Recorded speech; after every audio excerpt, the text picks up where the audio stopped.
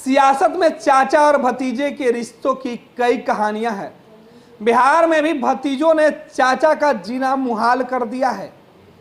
चाचा के कई सवाल भतीजों पर है तो भतीजे चाचा के खिलाफ मोर्चा खोले हुए हैं। बिहार में भतीजों की कहानी हम आपको बता रहे हैं। दो भतीजे दो चाचा, दोनों ने जीना मुहाल कर दिया है। एक बिहार के मुख्यमंत्री तो दूसरे केंद्र के मंत्री हैं।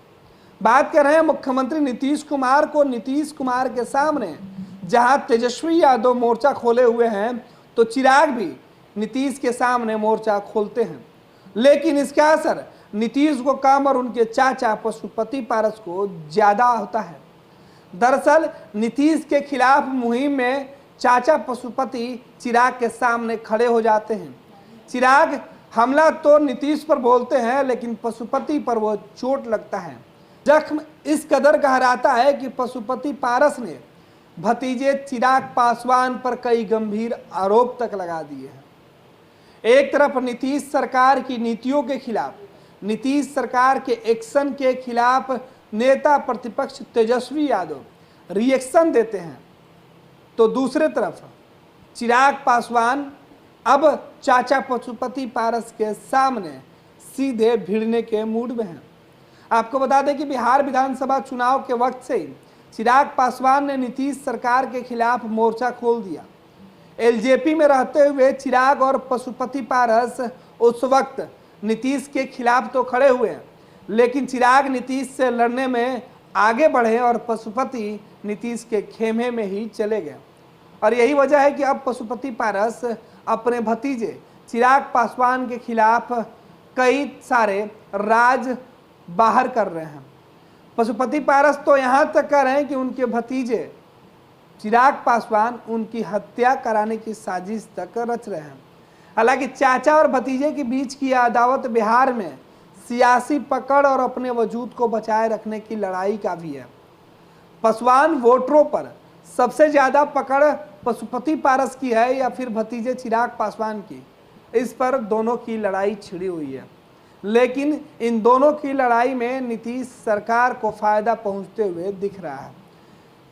चिराग पासवान जब भी नीतीश सरकार के खिलाफ मोर्चा खोलते हैं तो चाचा पशुपति पारस ढाल बनकर नीतीश सरकार के सामने खड़े हो जाते हैं। चाचा पशुपति पारस अब एनडीए के लिए मजबूती के साथ खड़े हैं और चिराग के फैसले को गलत बता रहे हैं, तो दूसरी तरफ नीतीश सरकार के खिलाफ तेजस्वी यादव मोर्चा खोलकर सरकार की खामियां गिनाने में जुटे हुए हैं।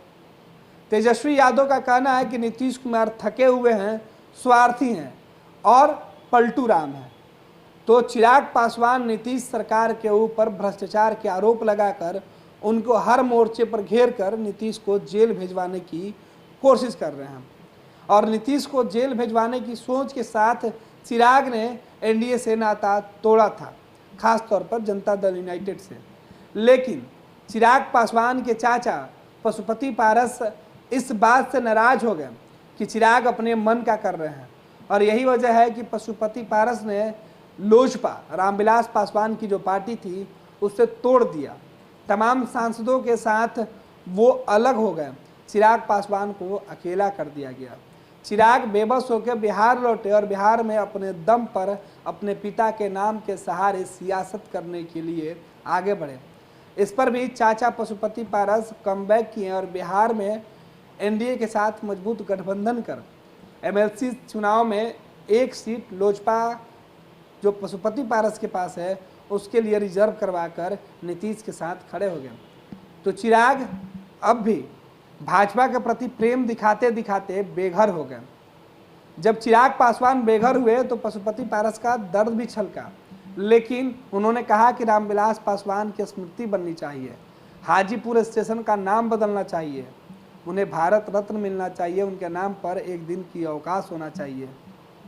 लेकिन भतीजा चिराग पासवान चाचा के इन तमाम जो बातें हैं उससे इत्तेफाक नहीं रखते हुए चाचा के खिलाफ अलग ही रणनीति बनाने में जुटे हुए हैं। तो जाहिर सी बात है कि बिहार के सियासत में दो चाचा पर दो भतीजे इस कदर भारी पड़े हैं कि चाचा की सियासत भतीजे के इर्द गिर्द घूम के रह गई है, तो भतीजे चाचा की सियासत से बाहर निकलकर खुद को स्थापित करने में जुटे हुए हैं।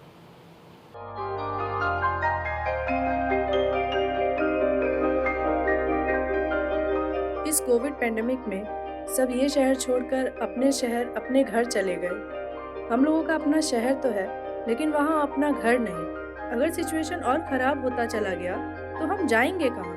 अरे ये प्रॉब्लम तो हर शहर में है, लेकिन हाँ, अपने शहर में भी अपना घर तो होना ही चाहिए। होना चाहिए तो कहाँ है अपना घर? ये है ना, ई होम्स पैनोरामा, पूर्णिया में, अपने शहर में अपना घर। पूर्णिया में पैनोरामा ग्रुप लेकर आए हैं ई होम्स पैनोरामा, बड़ा घर, आलीशान जिंदगी और अत्याधुनिक सुविधाओं के संग।